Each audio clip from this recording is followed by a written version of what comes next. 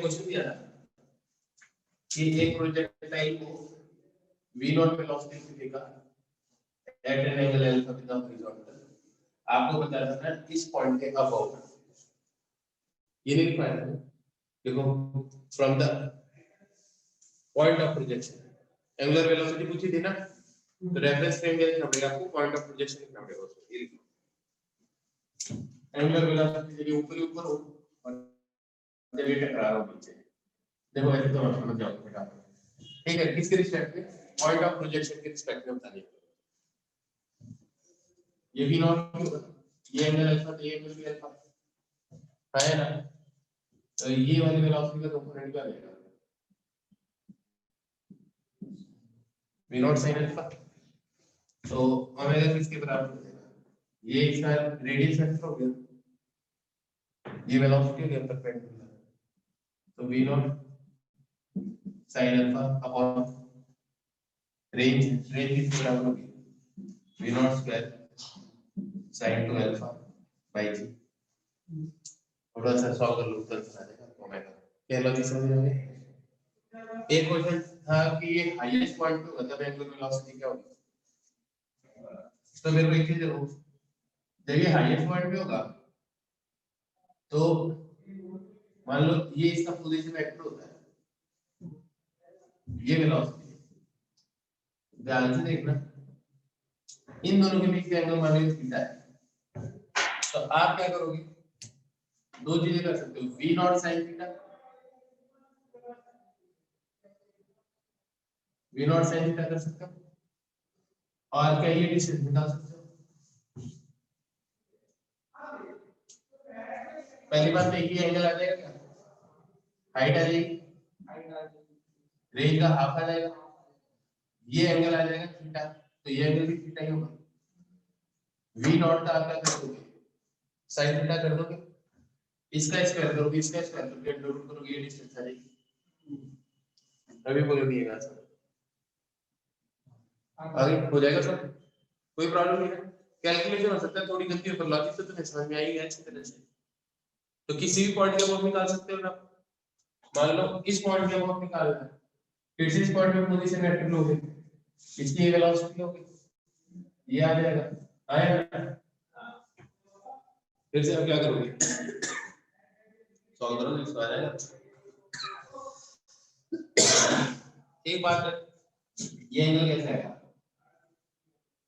किसी पॉइंट पे, टेंजेंट का फॉर्मूला पता है ना, dy by dx होता है, इक्वेशन ऑफ ट्रैजेक्टरी निकाल लो तो एंगल आ जाएगा, आया ना, कभी भी अगर इस पॉइंट पे निकालना, आपको वेलोसिटी दे रहा है, रेडियस वेक्टर दे रहा है, आया ना, तो आप सोचो अगर आपको ये टेंजेंट का पता चल जाए, ये एंगल पता चल जाएगा, ये एंगल पता चल जाएगा, तो ये एंगल पता चल जाएगा, तो ये एंगल पता चल जाएगा, क्या लॉजिक समझ में आ गया, एंगल निकालने का जनरल तरीका समझ में आ गया ना सबको।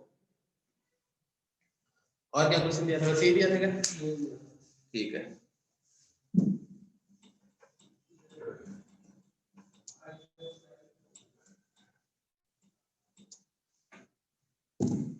अब सुनो,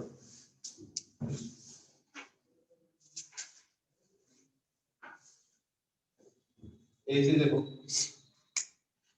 अगर है ना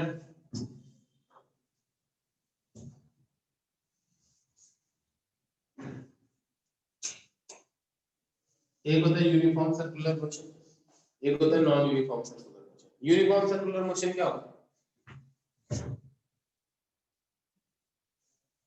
यूनिफॉर्म सर्कुलर मोशन एक है, नॉन यूनिफॉर्म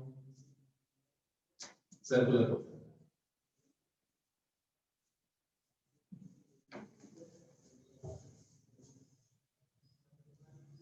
क्या होता है यूनिफॉर्म सर्कुलर, जिसमें स्पीड कांस्टेंट है। यूनिफॉर्म सर्कुलर मोशन क्या होता है, जिसके अंदर स्पीड क्या होती है, कांस्टेंट होती है, तो इसके अंदर अगर कोई पार्टिकल घूम रहा है तो उसकी स्पीड हमेशा क्या रहेगी, मान लो 5 मीटर पर सेकंड है, तो यहाँ पे भी 5 ही रहेगी और यहाँ पे भी 5 रहेगी, ये बात समझ में, लॉजिक आ गया समझ में। तो यूनिफॉर्म सर्कुलर मोशन क्या है,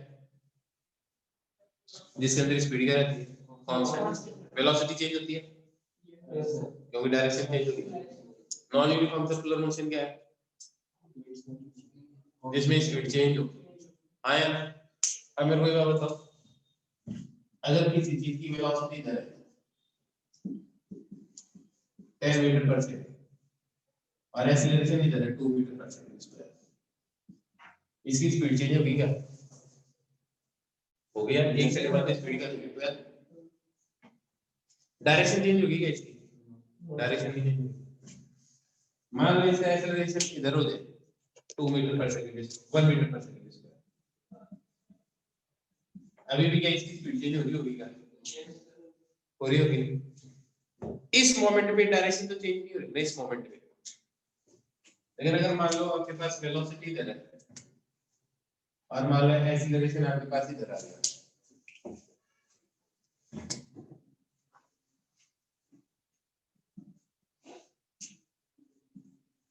इस मोमेंट पे इसकी स्पीड हॉरिजॉन्टल स्पीड चेंज होगी क्या?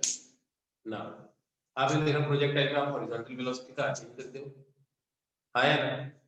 तो वेलोसिटी के जो परपेंडिकुलर एक्सीलरेशन होता है वो क्या चीज चेंज करता है? डायरेक्शन। और वेलोसिटी के अलोंग कंपोनेंट होता है वो क्या चेंज करता है? स्पीड। आया ना। इसका मतलब हमेशा एक्सीलरेशन के दो कंपोनेंट होंगे, एक कौन सा होगा? पैरेलल टू द वेलोसिटी, वो क्या चेंज करेगा? और एक कौन सा होगा? वो क्या चेंज करेगा? तो अगर ये बात पता चली गई है तो आप यहाँ पे एक ऐसी चीज बना लो, मान लो वेलोसिटी इधर है, ठीक है, और एक्सीलरेशन इधर है। अब ये थीटा और तो इसके दो कंपोनेंट हो जाएंगे, एक कंपोनेंट तो ये हो जाएगा और एक कंपोनेंट ये हो जाएगा। हाँ, ये क्या हो गया? a parallel to the velocity, ये क्या होगा? a perpendicular to the velocity. मेरे लॉजिक समझ में आ गया तो मैं कह रहा हूं ये क्या चेंज करेगा?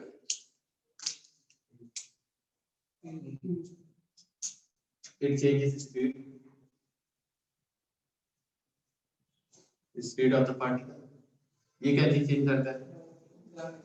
It changes direction of motion. है ना? ये लॉजिक समझ में आ गया?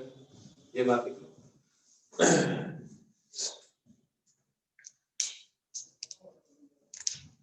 अभी ऑनलाइन में लोग सबको समझ में आ गई ये बात? सबको समझ में आ गई ये बात? ठीक है।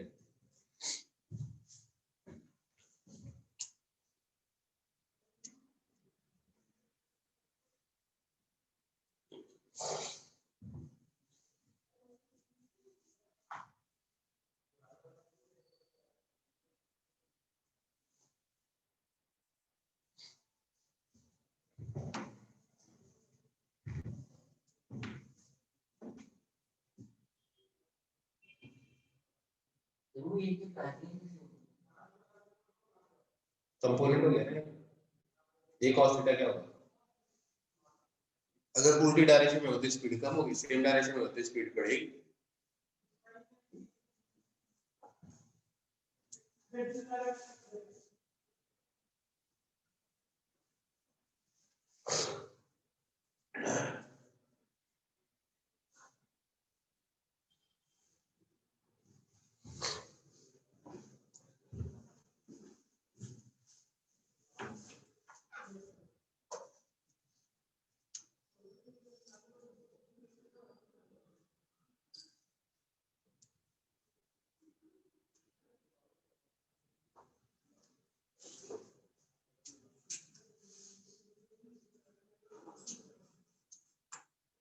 हो गया सर? अब देखो इसके अंदर स्पीड कांस्टेंट है तो इसमें सिर्फ कौन सा एक्सीलरेशन होगा? परपेंडिकुलर वाला। तो इस केस में जो एक्सीलरेशन हो सीधा किधर डायरेक्टेड होगा? वेलोसिटी के परपेंडिकुलर। आया ना? इसको बोलते हैं रेडियस के अलॉन्ग हुआ ना ये एक्सीलरेशन, इसको क्या बोलते हैं? रेडियल एक्सीलरेशन बोलते हैं, या क्या बोलते हैं? सेंट्रीपिटल एक्सीलरेशन बोलते हैं। आया ना? या क्या बोलते हैं? Normal acceleration. Normal means velocity के परपेंडिकुलर नॉर्मल हो गया। तो इसको हम क्या बोलते हैं? रेडियल एक्सीलरेशन भी बोलते हैं, सेंट्रीपिटल एक्सीलरेशन भी बोलते हैं। आया ना? या ये नॉर्मल एक्सीलरेशन। इसके अंदर कभी स्पीड चेंज नहीं हो रही, तो नेट एक्सीलरेशन होगा किसकी तरफ होगा, सेंटर की तरफ होगा। इसकी अगर मैं बात करूं तो इसकी अगर वेलोसिटी देना तो इसमें दो एक्सीलरेशन होगी, कौन कौन से, एक तो परपेंडिकुलर के क्योंकि ये डायरेक्शन इसकी सर्कल में चेंज हो ही रही है, और दूसरा क्या होगा इसके अलावा आए, इसको तो बोलोगे 1 सेंटीमीटर एक्सीलरेशन, तो इसको क्या बोलोगे टेंजेंट के लॉन्ग नहीं, सर्कल के टेंजेंट के लॉन्ग ना, तो इसको क्या बोलोगे ए टेंजेंशियल एक्सीलरेशन आए ना। तो टेंजेंशियल एक्सीलरेशन क्या करता है, तो मैं ऐसे लिख सकता हूं, ऐसे लिख सकता हूं ए टेंजेंशियल किसके बराबर आ गया,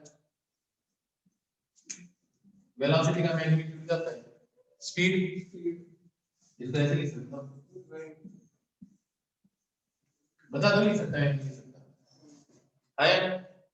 ए सेंटीमीटर का भी फॉर्मूला देखना पड़ेगा, लेकिन इन दोनों का जो रिजल्टेंट आएगा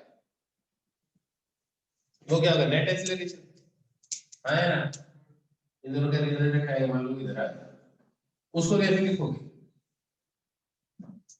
अब ये वेलोसिटी का चेंज है तो डायरेक्शन का भी चेंज है, स्पीड का भी चेंज है, तो मैं इसको ऐसे लिख सकता हूं,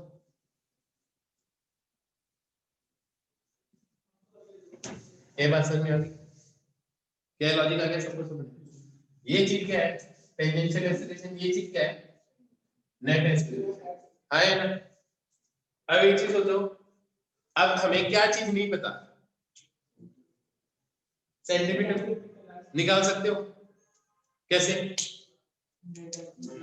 पाइथागोरस से, हाँ कैसे निकाल सकते हो, पाइथागोरस से निकाल सकते हो, क्या लॉजिक समझ में आ गया। एक बार मैं तुम्हें जैसे इनका फॉर्मूला है ना, ऐसे मैं सेंटीमीटर का भी फॉर्मूला बता रहा हूँ आपको थोड़ी सी देर में, है ना, आप इतनी देर में ये लिख लो, ये लिख लो टेंजेंशियल एक्सीलरेशन क्या चीज चेंज करता है, टेंजेंशियल एक्सीलरेशन क्या चीज चेंज करता है, स्पीड, और रेडियल एक्सीलरेशन क्या चीज चेंज करता है, डायरेक्शन। सेम कॉन्सेप्ट है, सर्कुलर में लगाया मैंने।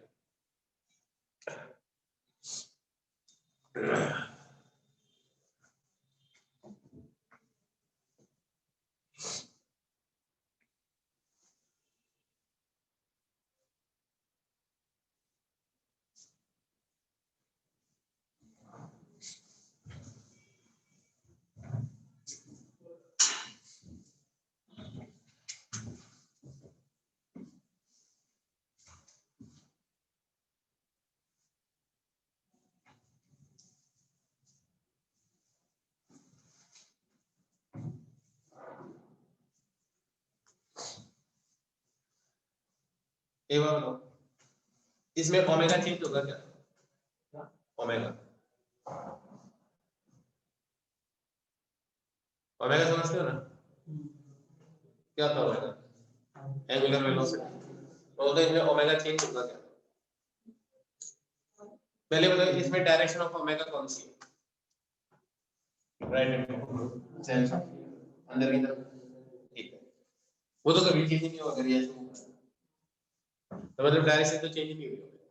अब मैं पूछ रहा हूँ ओमेगा का मैग्नीट्यूड चेंज होगा क्या, नहीं होगा ना मैग्नीट्यूड, क्यों,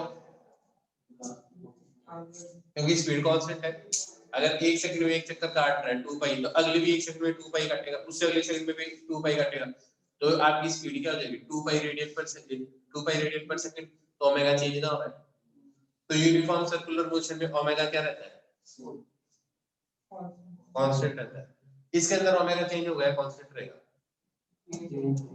इसमें ओमेगा चेंज होगा, क्यों, स्पीड चेंज हो रही है, तो अगर अभी मान लो 60 डिग्री चल रहा है एक सेकंड में, तो हो सकता है अगले सेकंड में 120 डिग्री चले, उससे अगले सेकंड में 240 डिग्री चले, क्या मेरा लॉजिक समझ में आ रहा है, तो यूनिफॉर्म सर्कुलर मोशन के अंदर ओमेगा क्या रहता है, और नॉन यूनिफॉर्म सर्कुलर मोशन में चेंज होता है, इसमें एंगुलर एक्सीलरेशन होगा क्या,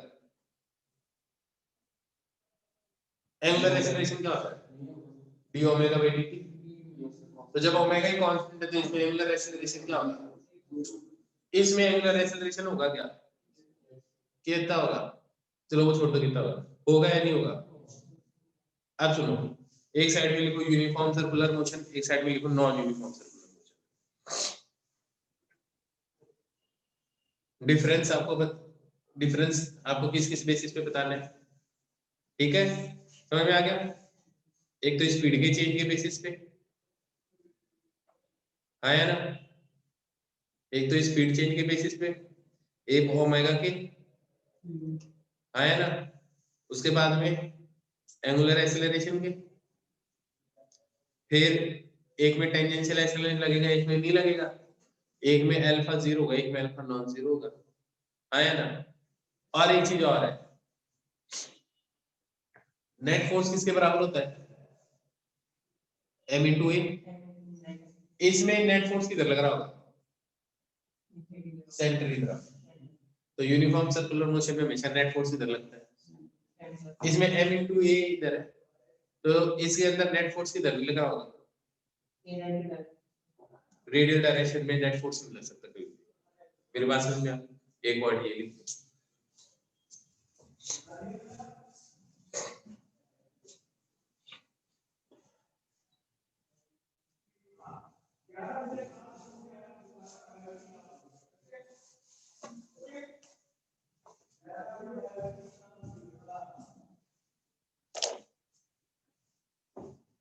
बोलो संशय।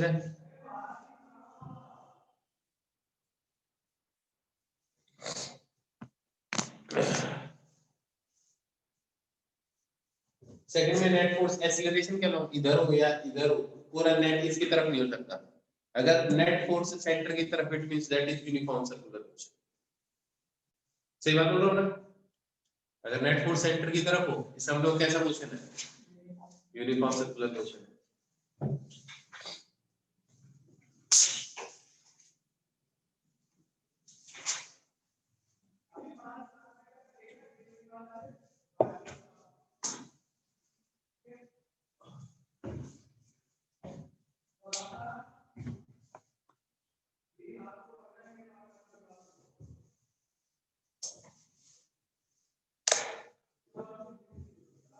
बेटा तो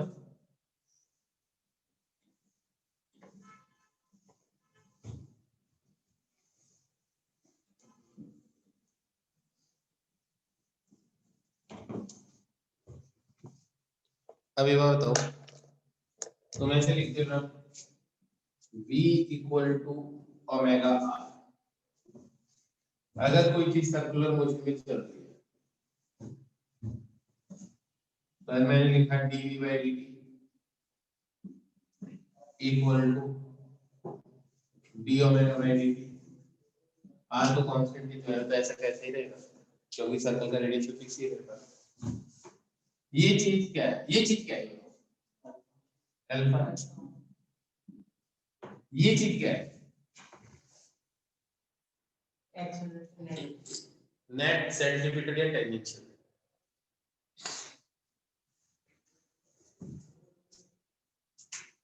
नेट सेंटीमीटर या टेंजेंशियल। टेंजेंशियल क्यों? देखो, यूनिफॉर्म सर्कुलर मोशन होता है तो ओमेगा तो कांस्टेंट ही होता, और अगर ये वेलोसिटी होता, आया ना, अगर ये वेलोसिटी स्पीड होता तो इसका डिफरेंशिएशन क्या होना चाहिए था? 0, आया ना।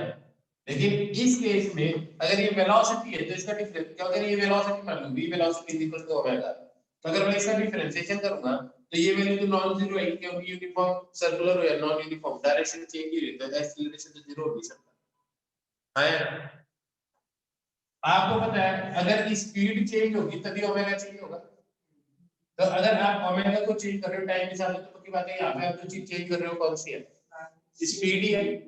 तो ये चीज आ गई, स्पीड का रेट ऑफ चेंज आ गया, तो ये कौन सा एक्सीलरेशन आएगा? a tangential equal to r alpha, आया? क्या होगा? a tangential equal to r alpha होगा, याद रहेगा हमेशा। v equal to omega r, v क्या चीज है? वेलोसिटी है, स्पीड है? स्पीड है, वेलोसिटी कैसी होगी? आया? फिर से बोलो, मैं कह रहा हूं v equal to omega r में v क्या है?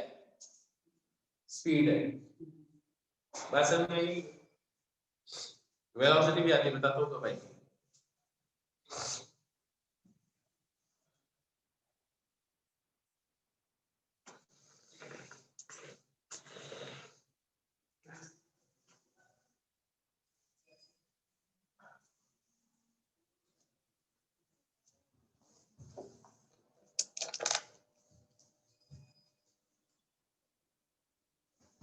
मैंने कहा v equal to omega r है ना, तो ओमेगा कब चेंज होता है? नॉन यूनिफॉर्मली, तो d omega by d t करोगे तो नॉन यूनिफॉर्म में ही होगा, तो नॉन यूनिफॉर्म में क्या चीज होती है? ए टेंजेंशियल, तो ये जो चीज है वो क्या है? ए टेंजेंशियल है।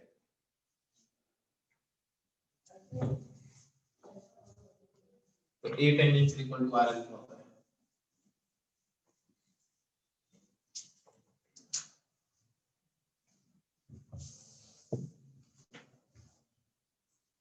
समझ आ गया? अब लिखो सेंट्रीपिटल एक्सीलरेशन, सेंट्रीपिटल एक्सीलरेशन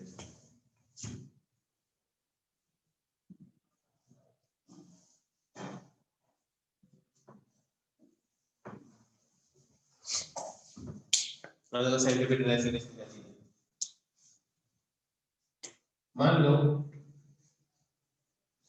कोई चीज ऐसे सर्कुलर मोशन में, ठीक है, इस पॉइंट पे इसकी वेलोसिटी ये है इनिशियल, थोड़ी सी देर बाद में इसकी वेलोसिटी v5, लेकिन अगर इसमें स्पीड चेंज नहीं हो रही है तो इसके अंदर एक ही एक्सीलरेशन हो सकता है, वो कौन सा है? सेंट्रीपिटल। ये इसका सेंटर है, ये इसकी रेडियस। इन दोनों वेलोसिटी के बीच का जो एंगल होगा वो कौन सा होगा? ये वाला एंगल होगा। अगर मान लो ये एंगल डेल्टा थीटा है तो ये भी 90 डिग्री है, ये भी 90 डिग्री है, हाँ। तो इस साइड की क्वाड्रिलेटरल बन गई है ना, ध्यान से देखो, ये साइड क्वाड्रिलेटरल बन गया, तो ये एंगल क्या होगा? 180 माइनस डेल्टा थीटा, तो ये वाला एंगल क्या हो जाएगा? डेल्टा थीटा हो जाएगा, हाँ। साइड क्वाड्रिलेटरल वाला कॉन्सेप्ट और कुछ नहीं है, आपको ऐसे नहीं तो मैं रटने का तरीका बता देता हूँ। इस वेलोसिटी और इस वेलोसिटी के बीच का एंगल क्या है? चलो यार सिंपल ही तो बात है, तो इस रेडियस और इसके बीच का एंगल क्या है? सेम ही है। इस वेलोसिटी और इस वेलोसिटी के बीच का एंगल क्या है? इसके और इसके बीच का एंगल क्या है? तो बस यही तो बात है, हाँ यार।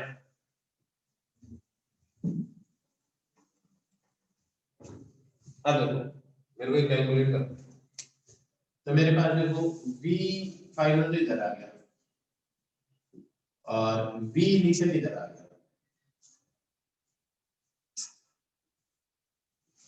और इन दोनों के बीच का एंगल क्या आ गया? Delta theta. अब चेंज इन वेलोसिटी क्या होगा? Change in velocity v final minus v initial होगा, हाँ यार। v final minus v initial क्या हो जाएगा? माइनस v इनिशियल ऐसा हो जाएगा, क्या ये बात समझ में आ रहा है? इन दोनों का जो रिजल्टेंट होगा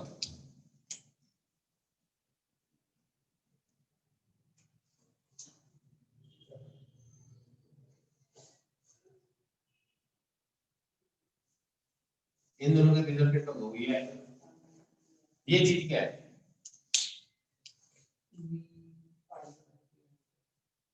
ये डेल्टा v है मेरे साथ, ये है v फाइनल माइनस v, किसी को डाउट इस बात?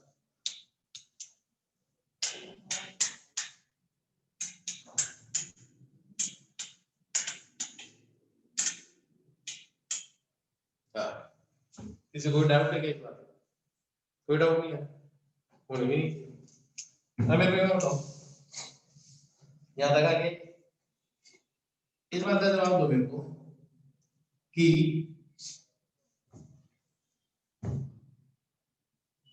ये एंगल क्या है,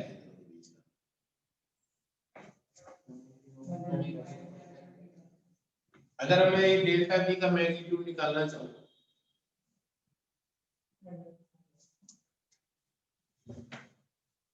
v फाइन का स्क्वायर माइनस बी इनिशियल का स्क्वायर, यही तो होगा ना,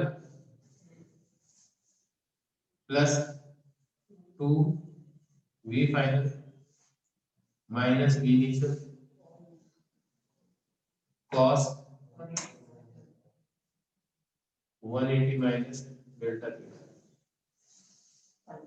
किसी को इस बात में कोई कंफ्यूजन है? किसी को भी कोई कंफ्यूजन नहीं है ना? स्कूल में आते हुए लिखनी भी है और आनी भी चाहिए वैसे। अब क्योंकि इसके अंदर स्पीड तो चेंज आएगी, तो ये delta v by delta t जो आएगा वो क्या आएगा, सेंटीमीटर ही आएगा। भैया क्योंकि अभी स्पीड तो चेंज हो ही नहीं रही है, सिर्फ डायरेक्शन ही चेंज हो रही है, और सिर्फ डायरेक्शन चेंज होने के कारण जो एक्सेलरेशन है वो कौन सा आता है, सेंटीमीटर ही आता है। सेंटीमीटर ही आएगा, उसी का फॉर्मूला डिराइव कर दूंगा। तो डेल्टा बी किसके बराबर आ गया, सबका मैग्नीट्यूड तो सेम है, मेरे हिसाब से कुछ ऐसा बनेगा v स्क्वायर मैग्नीट्यूड है तो ये 2v स्क्वायर बन गया plus 2v square cos 180 minus delta theta क्या होता है, माइनस cos डेल्टा थीटा। तो मैं इसको ऐसे लिख सकता हूँ,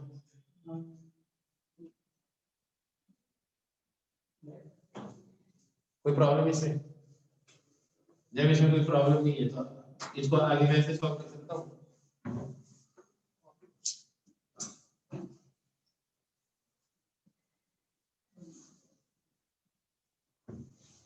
one minus cos delta theta का क्या फॉर्मूला होगा, 2 sin square delta theta by आया ना।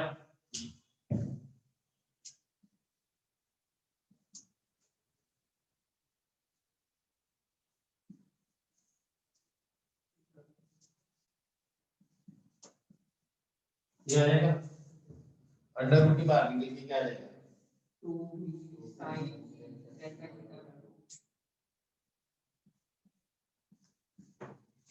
ये और बताओ मेरे को इस पॉइंट पे इंस्टैन्टेनियस सेंटीमीटर एक्सीलरेशन चाहिए, एवरेज नहीं निकालना। तो ये यहां से चला हुआ है, थोड़ा सा और इधर से थोड़ा हल्का सा, ये तो मैंने मैग्नीफाई करके बताया ना, जूम करके। तब इस समय थीटा क्या होगा, स्मॉल होगा।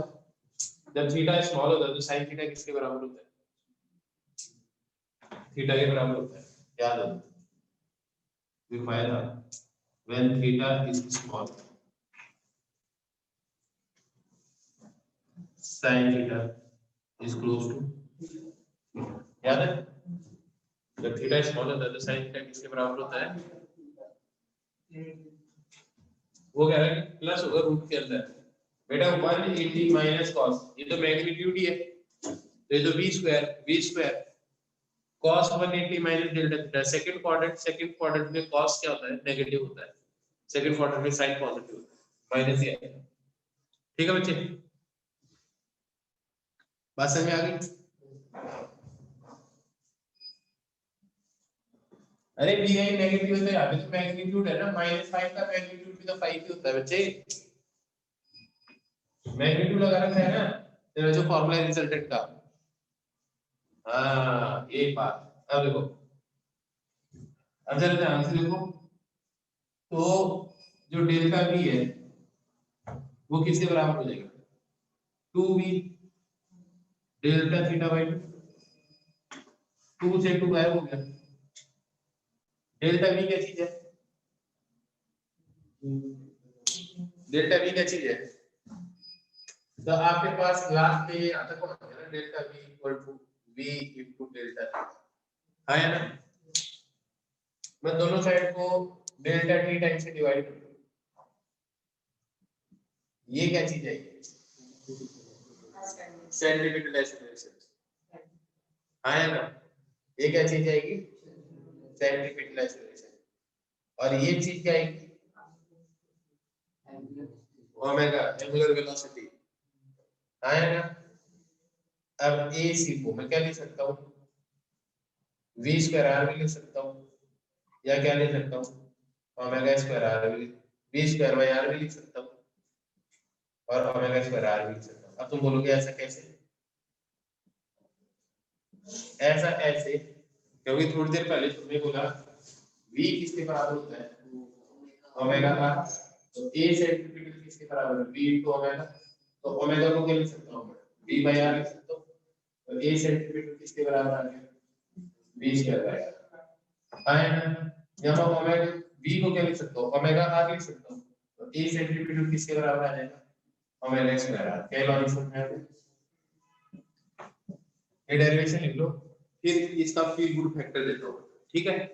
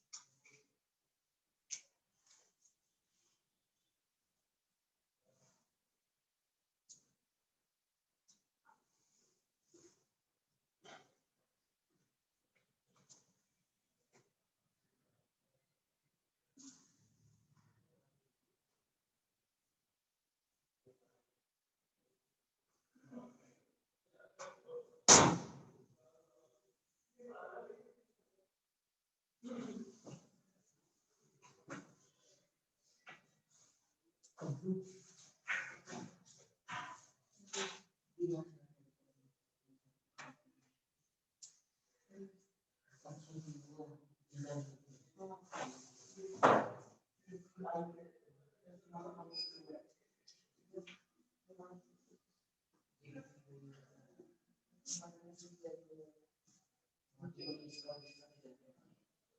दिया अरे था तो इसको नहीं यार एक बार बिना देखे डिराइव कर लो एक बार फिर से तुम भी कर लो सारे सारे कर लो क्योंकि पक्का तुझे जाएगा याद रहता है सर हाँ बेटा बोल मॉर्निंग सर। हाँ गुड मॉर्निंग सर ये sine theta is equals to जब आपने इक्वल टू थीटा किया छोटे एंगल के लिए उसके बाद आपने delta v is equals to 2v delta theta by 2 किया वो वाला स्टेप में थोड़ा समझ नहीं आया। मेरे को ये बता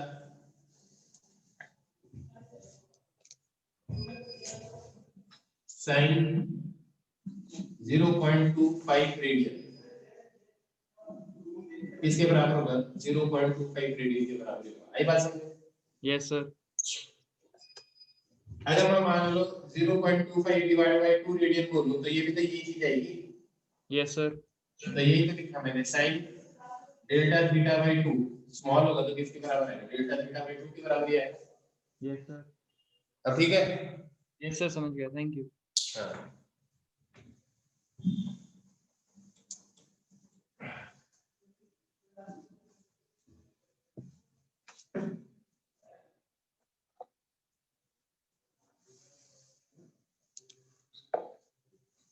एक बार फटाफट तुम भी कर लो यार डिराइव कर लो एक बार फिर से पूरा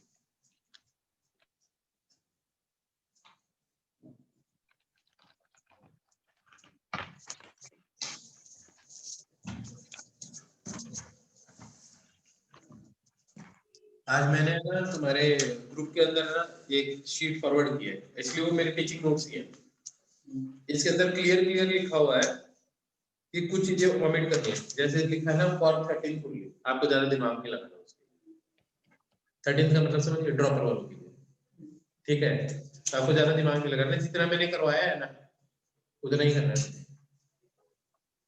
क्या कर सकते हो जैसे इसके अंदर ये दे रखा है कौन सेंट्रीपिटल कंडीशन क्या होगी एग्जांपल ये सब पढ़ लो चाहिए है ना इसके एक एग्जांपल मैं तुम्हें वैसे भी करवा रहा हूँ तो बस आ जाएंगे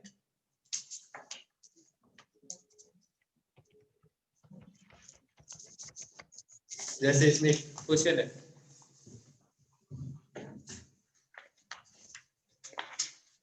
पेपर कब से है तुम्हारे क्या क्या सिलेबस आ रहा है तो लॉज ऑफ मोशन तो हो गया सर्कुलर में अगले 2 लेक्चर में खत्म करा ठीक है संजय सुन रहा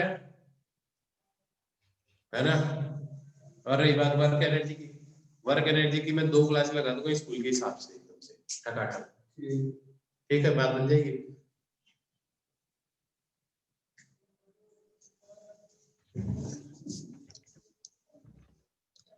बेटा रोटेशनल नहीं हो पाएगा रोटेशनल अपने आप में बहुत बड़ा चैप्टर है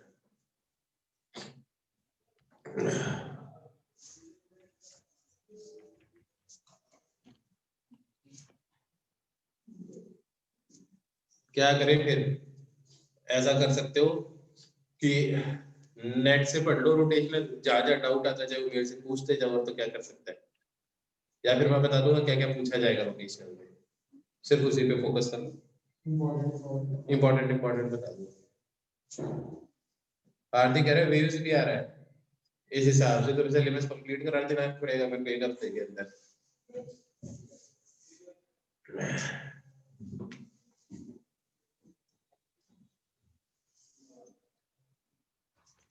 अच्छा, ग्रेविटेशन बल properties of matter and thermodynamics, यार कितना पढ़ा दिया स्कूल वालों ने, समझ में भी आता है?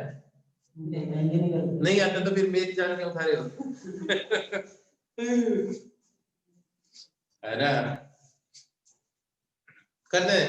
देखो दो ऑप्शन है, या तो मैं पूरा एडवांस के हिसाब से चलूँ, दूसरा के मैं सिलेबस खींच के भी करवा सकता हूँ, जनवरी तक कंप्लीट भी करा दूंगा, बोल दो मेरे को जो करवाना है। ऐसा नहीं मेरे पास ऑप्शन नहीं कि मैं सिलेबस नहीं करवा सकता, मैं पक्का करवा दूँ, स्कूल में बढ़िया नंबर भी आ जाएंगे। ठीक है, आप एक ही सोचो, मैंने जो फॉरवर्ड किया है ये पूरे जेई एडवांस के टीचिंग नोट्स है, ठीक है? इट मींस मैं कोई चीज मिस भी नहीं कर रहा, जो एडवांस में पूछा जा रहा है सारा का सारा तो मैं करवा रहा हूँ, तो यार एडवांस का कराओगे तो टाइम भी लगेगा ना। अब आप सोचो मैं एडवांस के हिसाब से करवा भी और स्कूल का सिलेबस भी कंप्लीट करवा दूं, हो जाता है, लेकिन अब पूरी ऑफलाइन हर साल होता ही, ठीक है? तुम बोलोगे मैं वैसे करवा दूंगा, तुम सोच लो मैं कल फिर से तुमसे पूछूंगा, तो मेरे को बोलोगे मैं करवा दूंगा, 1.5 महीने में सारा कोर्स कंप्लीट करा दूंगा, टेंशन ना लो।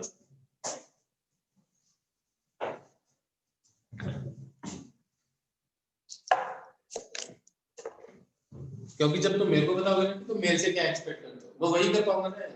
तो मेरे से एक्सपेक्ट सारी चीजें कर लोगे तो सारी चीजें तुम भगवान की पूरी नहीं होती, शायद भगवान की पूरी भी आज तक, तो तुम्हारी कहां से?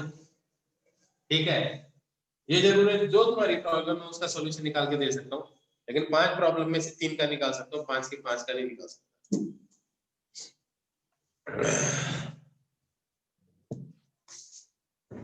देखो आगे बढ़ो,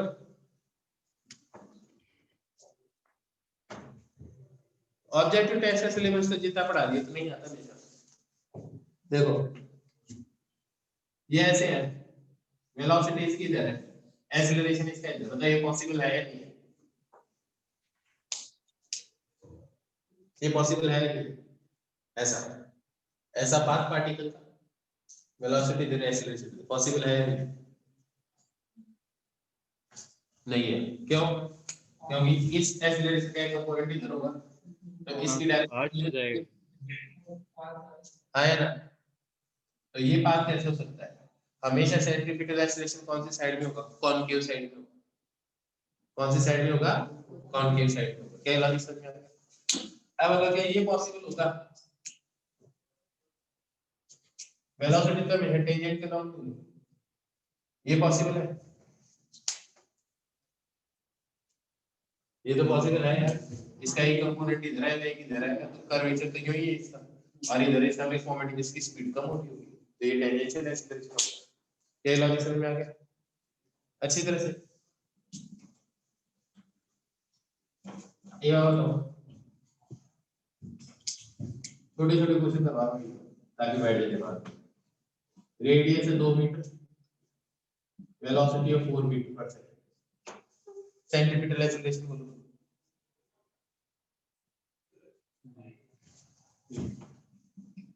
बीच कर रहा है कितना है? 8 मीटर पर सेकंड स्क्वायर। क्या लॉजिक समझ में आ गया? अब बताओ, रेडियस 2 मीटर, ओमेगा 4 रेडियन पर सेकंड। अब बताओ सेंटीमीटर एक्सीलरेशन क्या किया? 1 सेंटीमीटर एक्सीलरेशन किसके बराबर आ गया? सॉरी, ओमेगा स्क्वायर आर के बराबर आ गया। क्या लॉजिक समझ में आ गया? ए बात बताओ, और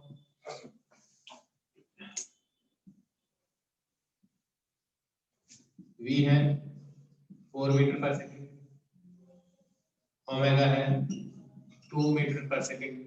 अरे यार मीटर कैसे हो सकता है? 2 रेडियन पर सेकंड पर सेकंड। Centimetre acceleration 8। लॉजिक समझ में आ गया सबको? पक्का? ठीक है।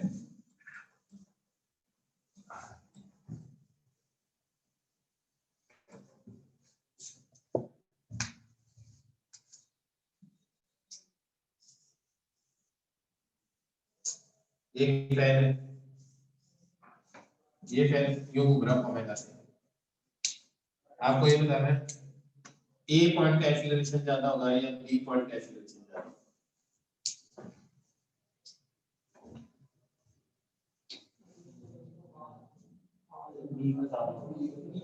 क्यों? ये लगा दो तो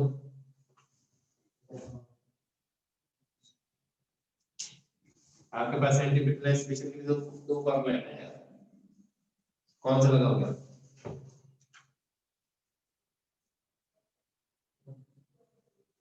चलो दोनों के लिए क्या चीज कांस्टेंट है? v सेम है ओमेगा सेम? v सेम है।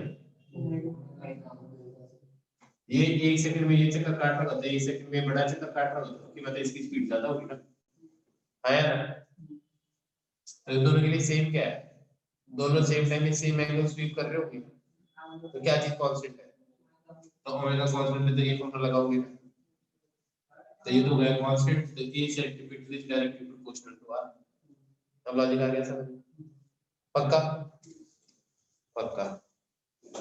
अब एक चीज बताओ, एक छोटा सर्कल है एक बड़ा सर्कल है, इसमें भी स्पीड है 4 मीटर पर सेकंड, इसमें भी स्पीड है 4 मीटर पर सेकंड। ये r1 है, r2, r2, r1 is less than r2। किस में सेंटीमीटर एक्सीलरेशन ज्यादा होगा? फर्स्ट में सेकंड? क्यों? क्योंकि अब दोनों में क्या चीज सेम है? v सेम है, तो कौन सा फॉर्मूला यूज करोगे? v square. अब समझ में आ गया कंपेयर कैसे करते हैं? आप कभी भी सिर्फ ये देख के नहीं बता सकते रेडियस ज्यादा है तो क्या होगा, कम होगा तो क्या होगा। आपको क्या पता होना चाहिए? दोनों के लिए v सेम है या दोनों का ओमेगा सेम है, तभी कंपेयर कर पाओगे। बात समझ में आ गई बच्चों सबको? हाँ भाई, समझ में आ गई? ठीक है।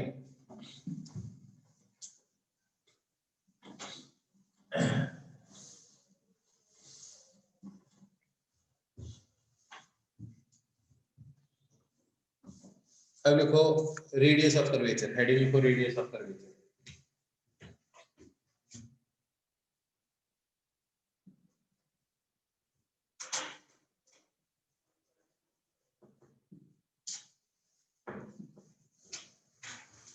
स्कूल के हिसाब से बिल्कुल इंपॉर्टेंट नहीं है, बात समझ में? ये बात बताओ, अगर आपको मान लो किसी चीज की वेलोसिटी पता है, साथ में आपको एक्सीलरेशन पता चल गया, है ना? तो आप उस एक्सीलरेशन का ये परपेंडिकुलर कंपोनेंट निकाल सकते हो अगर ये एंगल थीटा पता चल जाए तो।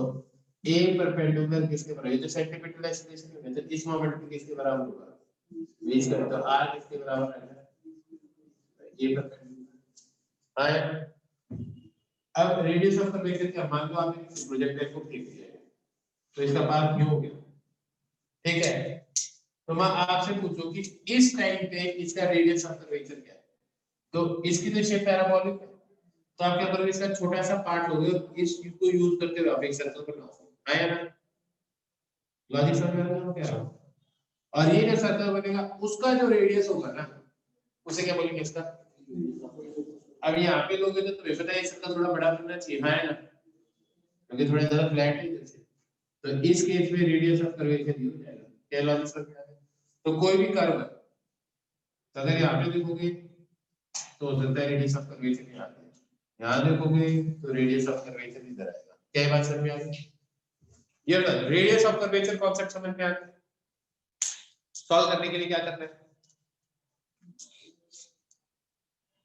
एक्सेलरेशन का कंपोनेंट देखना है किसके परपेंडिकुलर, वेलोसिटी के। स्पीड निकालनी है, स्पीड का मैग्नीट्यूड का स्क्वायर, स्पीड का square divided by r should be equal two centimetre acceleration.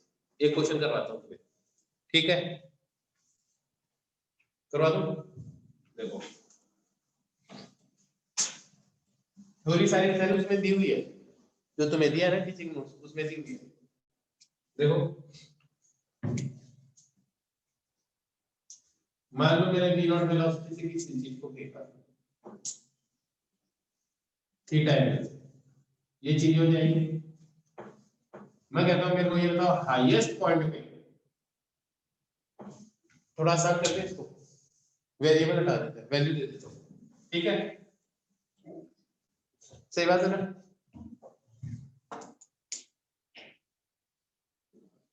Fifty metre पर सेकंड से फेंका, एंगल है 53 डिग्री, ये हो जाएगा। मैं कहता हूं t इक्वल टू 1 सेकंड पे रेडियस ऑफ कर्वेचर क्या होगा। तो मेरे को बता दो t इक्वल, अभी तो इसकी वेलोसिटी का ये कंपोनेंट तो कितना होगा 30, और ये क्या होगा 1 सेकंड पे इसका ये कंपोनेंट कितना रहेगा, और ये कंपोनेंट भी क्या हो जाएगा 30। तो इसका मतलब इसकी वेलोसिटी इधर होगी, कितनी होगी, और इसकी स्पीड भी यही होगी, x कंपोनेंट का स्क्वायर y और उसका अंडर स्पीड आ गई। ये एंगल बता सकते हैं कितना है, 45 आ जाएगा। इसका एक्सेलरेशन इधर है, पार्टिकल क्या होगा, एक एक्सेलरेशन हो सकता है जब हवा में g हो गया। अब मेरे को ये बता दो ये एंगल में कितना होगा, ये तो वेलोसिटी होगी ना, ये एंगल कितना होगा 45, ये तो 90 डिग्री है, 45 है। तो इस एक्सेलरेशन का इस वेलोसिटी के परपेंडिकुलर कंपोनेंट ही होगा, ये कितना होगा g cos 45। तो g cos 45 कितना आएगा, दैट इज 5√2। हाँ है ना, कितना आ जाएगा 5√2। स्पीड आ गई है, सेंटीमीटर एक्सेलरेशन आ गया। तो इस पॉइंट पे क्या आ जाएगा रेडियस ऑफ कर्वेचर, तो a centimetre should be equal to v square by r।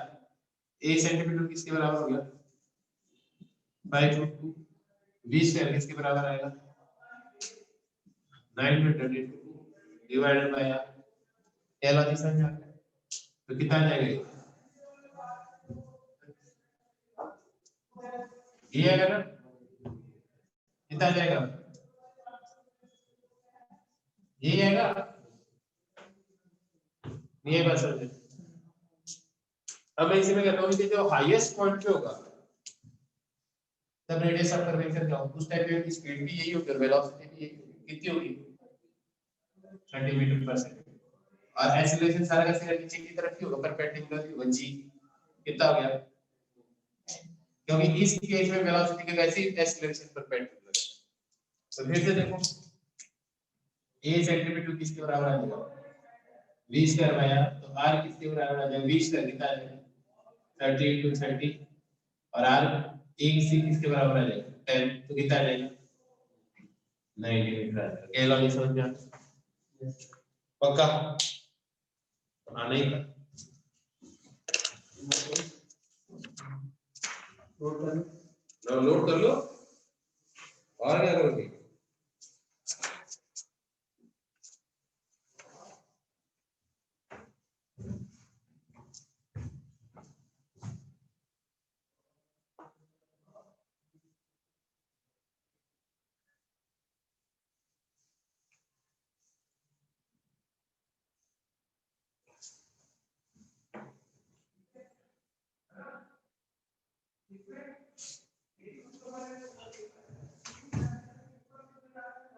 Radius of curvature usually होता है, कोई भी कर्व है उसका छोटा सा पार्ट लेके उसका सर्कल बना दो, उस सर्कल का रेडियस है वही रेडियस ऑफ कर्वेचर है।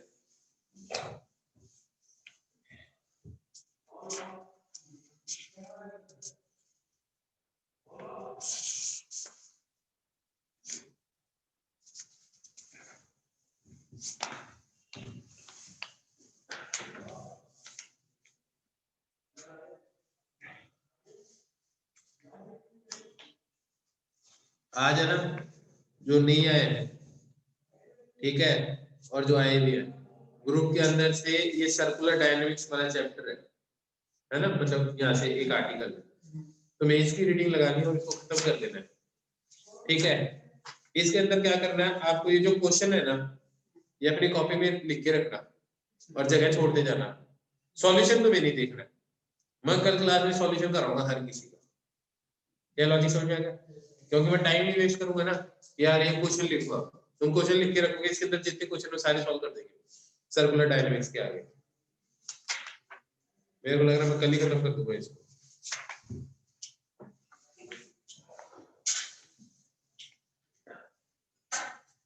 तुम्हें सॉल्व नहीं करना है, तुम्हें सिर्फ क्वेश्चन लिख के रखना है, रीडिंग लगा लो, और एचसीवी है ना, एचसीवी से रीडिंग लगा दो सर्कुलर मोशन की।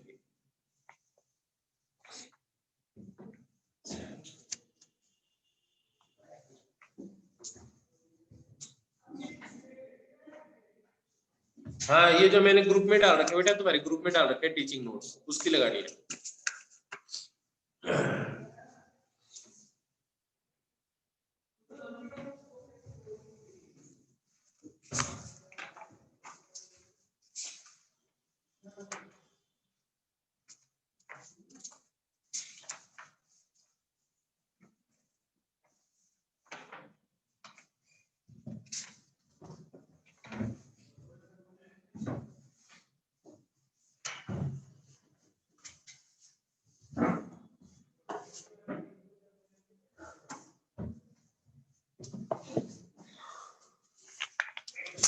बेटा पेज में दिख जाएगा circular page number 7।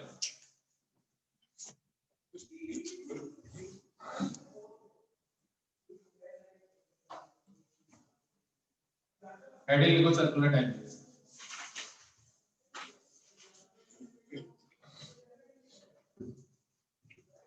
Circular dynamics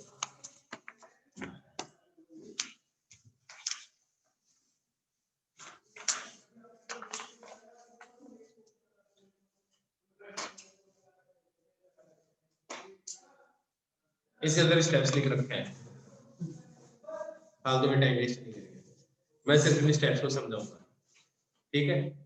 वो सुनो, सबसे पहले कोई भी सर्कुलर चीज सर्कल में चलती है, मान लो ऐसे सर्कुलर पाथ में चलती है, मेरे को एक खास बात बता, सबसे पहले हमें क्या करना चाहिए, एक प्लेन फाइंड करना चाहिए जिसमें चीज घूम रही है, जैसे मेरा हाथ घूम रहा है, ये मार्कर घूम रहा है, उसका प्लेन क्या हो गया ये, अभी इसका प्लेन क्या हो गया कुछ ये वाला, तो पहला काम क्या है प्लेन और सर्कुलर मोशन फाइंड करना। दूसरा काम क्या है, अगर मान लो आपको पता चल गया कि सर्कल क्या हो रहा है, तो उसका सेंटर देख लो और रेडियस फाइंड करने की कोशिश करो, ठीक है। मैं इसके दो व्यू दिखा रहा हूं, फिर क्या करना है आपको, फ्री बॉडी डायग्राम, क्या करना है फ्री बॉडी डायग्राम। मान लो इसमें एक फोर्स इधर लग रहा है F1, एक इधर लग रहा है F2, एक इधर लग रहा है F3। अब इन सारे फोर्सेस के आप दो कंपोनेंट करोगे, कौन कौन से, अब ये तो इस प्लेन में हो गए ना, तो मान लो इसके ऊपर एक फोर्स इधर भी लग रहा हो F5, एक फोर्स इधर भी लग रहा हो F6, चलो आगे समझ में आ गया। अगर ये चीज इसी सर्कुलर प्लेन में घूमती है तो इस डायरेक्शन में नेट फोर्स क्या होना चाहिए, जीरो, वरना तो ये कुछ ऐसे ऊपर जाएगी ना स्पाइरल होते हुए आया, तो प्लेन ऑफ सर्कुलर मोशन के परपेंडिकुलर हमेशा नेट फोर्स क्या होना चाहिए, तो आप ये कर दोगे net force perpendicular to the plane of circular motion should be equal to 0 हमेशा। तो अब फायदा पता चल गया क्यों आइडेंटिफाई करना है प्लेन ऑफ सर्कुलर मोशन, क्यों, क्योंकि उसके परपेंडिकुलर हमेशा नेट फोर्स क्या करना है आपको 0 करना है। अब कुछ फोर्सेस इस प्लेन में भी होंगे, इसका भी एक कंपोनेंट इधर आ जाएगा, इसका भी एक कंपोनेंट इधर आ जाएगा, इसका भी एक कंपोनेंट इधर आ जाएगा, इसका हो सकता है कोई भी है पर मान लेते आ जाएगा, तो जो भी फोर्सेस है उन सब का कंपोनेंट किसके अलाउंग देखना देखो, रेडियस के अलाउंग। तो आप बोलोगे जो net force along radial direction होगा वो किसके बराबर होगा, मास इनटू ए सेंटर भाई सेंटर की तरफ क्या लग रहा है सेंटर एनएलएम ही तो लगा लो कर क्या रहा हूं मैं है ना तो मैं इसको और क्या लिख सकता हूं ए सी को क्या लिख सकता हूं ओमेगा स्क्वायर आर लिख सकता हूं और क्या लिख सकता हूं v स्क्वायर बाय आर लिख सकता हूं क्या लॉजिक समझ में आ गया इन सारे फोर्सेस का टेंजेंट के अलॉन्ग जो नेट कंपोनेंट होगा उसको वो किससे बराबर होगा बिल्कुल मास इनटू ए टेंजेंशियल और ए टेंजेंशियल किससे बराबर आता है आर अल्फा के बराबर है ए टेंजेंशियल है और क्या होगा